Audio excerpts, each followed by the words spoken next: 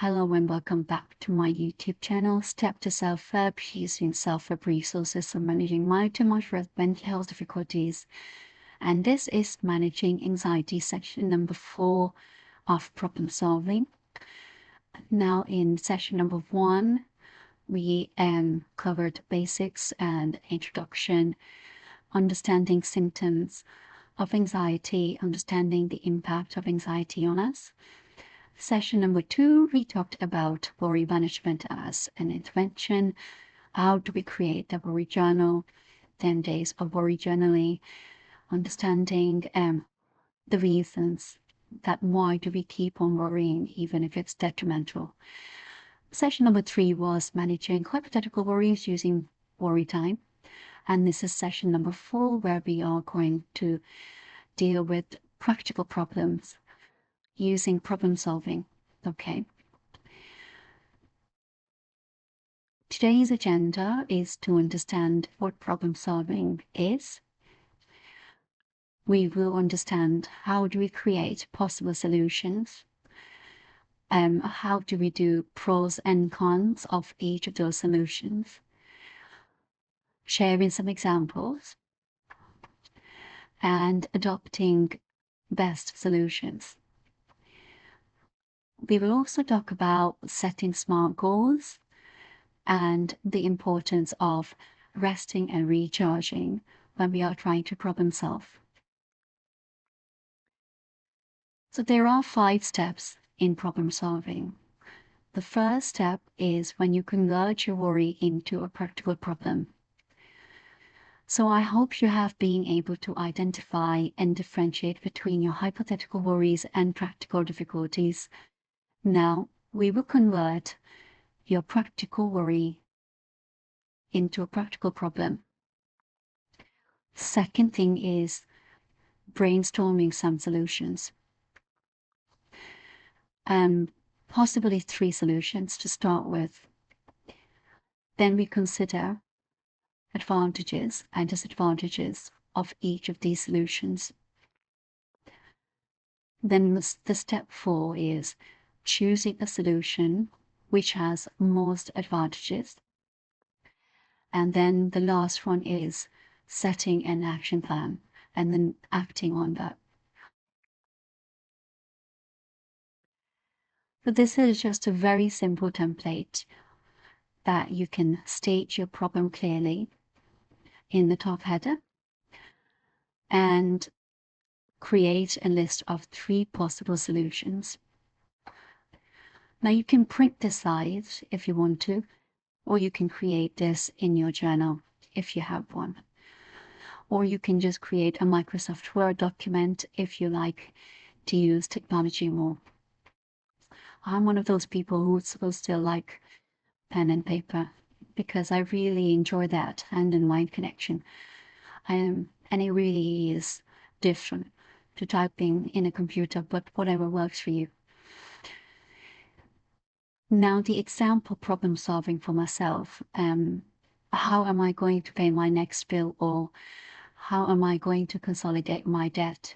Or so my problem is my finances. How am I going to manage my finances now?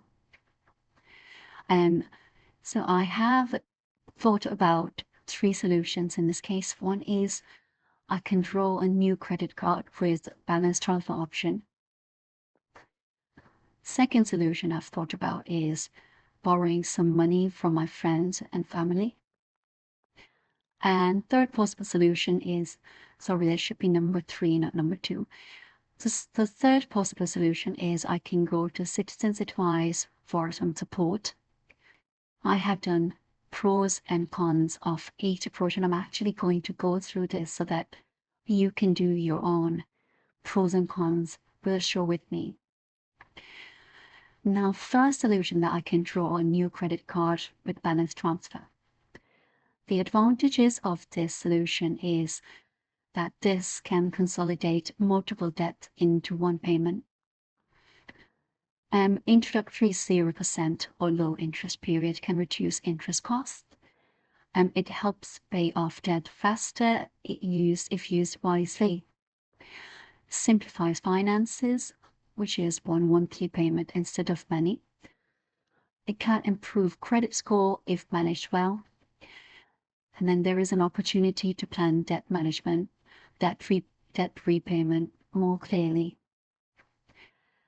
And these are some of the disadvantages. So when your balance transfer fee there is certain amount, 2 to 4% that you pay extra. That's a disadvantage. Interest rate may rise sharply after the introduction period. Then there is risk of building up more debt if you continue spending. If there are missed payments, this may cancel your 0% deal and hurt credit score. And that it may be difficult to get approved if credit score is low. And the last one is temptation to only pay minimum payments, which extends debt.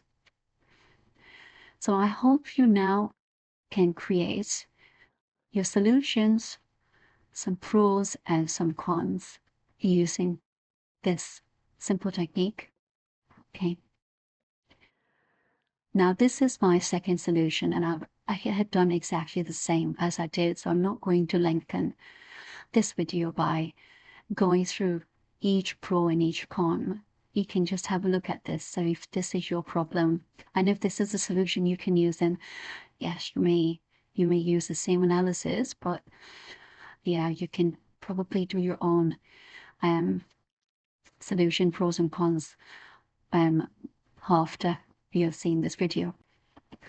So once you've identified all the possible solutions, advantages, disadvantages of each solution, I hope you have been able to identify the best solution for yourself. Okay.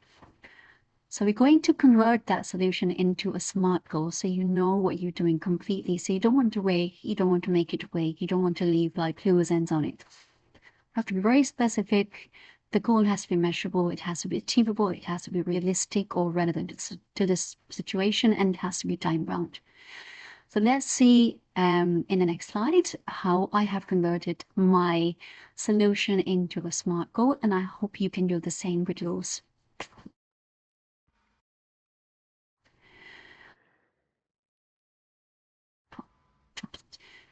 Right, so after looking at advantages and disadvantages of all the solutions that I have, I'm now going to stick with borrowing money from friends and family.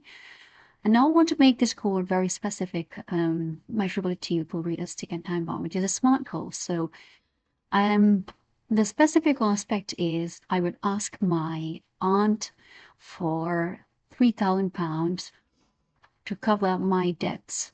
It's a debt consolidation loan. I will agree on a repayment schedule, which is a measurable goal. Then it's achievable because I can afford the agreed repayment within my monthly budget. It's relevant or realistic because borrowing this money will reduce my financial stress and avoid higher interest debt, and it will improve my ability to manage repayments. And the last one is time-bound. I will have the loan arranged by 30th of December, and I will repay the full amount within 12 months.